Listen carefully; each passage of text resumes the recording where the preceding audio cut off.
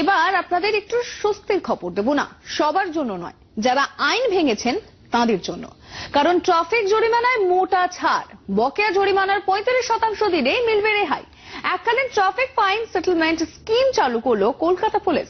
চলতি বছরের নভেম্বর পর্যন্ত 2 দফায় বকেয়া ফাইন মেটানো যাবে, তবে না মেটালে কড়া ব্যবস্থা নেওয়ার পথে হাঁটছে পুলিশ। হেলমেট কেন পরবো? সিগন্যাল আছেই বা, মানতে হবে নাকি? সিট বেল্টে বড্ড চাপ, স্পিড লিমিট বাধা, তবুও মন যে লাগাম।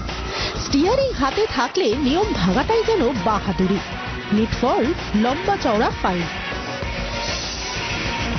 এমন ফাইনের বোঝা আপনার ঘাড়েও জমতে জমতে এতদিনে পরিমাণ হাজার ছাড়িয়েছে। আপনার বোঝা কমানোর পথ খুলে দিচ্ছে কলকাতা পুলিশ।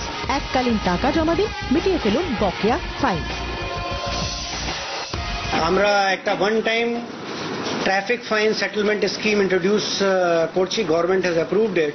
অনলি 35% টাকা দিয়ে, যদি কারো 100 টাকা ফাইন থাকে, 35 টাকা দিয়ে ও ফাইনটা কম্পাউন্ড করাতে হবে। 1 ডিসেম্বর থেকে চালু হচ্ছে এককালীন ট্রাফিক সেটেলমেন্ট স্কিম। 14 জানুয়ারি পর্যন্ত বকেয়া জরিমানার মাত্র 35% জমা করলেই ছাড়।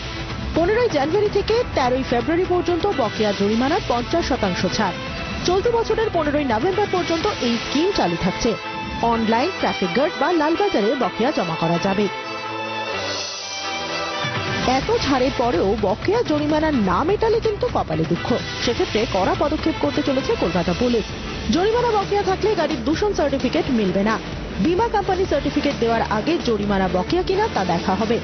জরিমানার ক্ষেত্রে অবশ্য চ্যালেঞ্জ করার সুযোগ থাকছে গাড়ির মালিকের। কেন জরিমানা হলো তা জানতে চেয়ে কেউ চ্যালেঞ্জ করলে সিসি ক্যামেরার ফুটেজ দেখাবে পুলিশ। কোথাও তা পাওয়া না গেলে এনকোয়ারি কমিটি আলোচনা করে সিদ্ধান্ত নেবে। ব্যুরো রিপোর্ট, জি 24 ঘন্টা।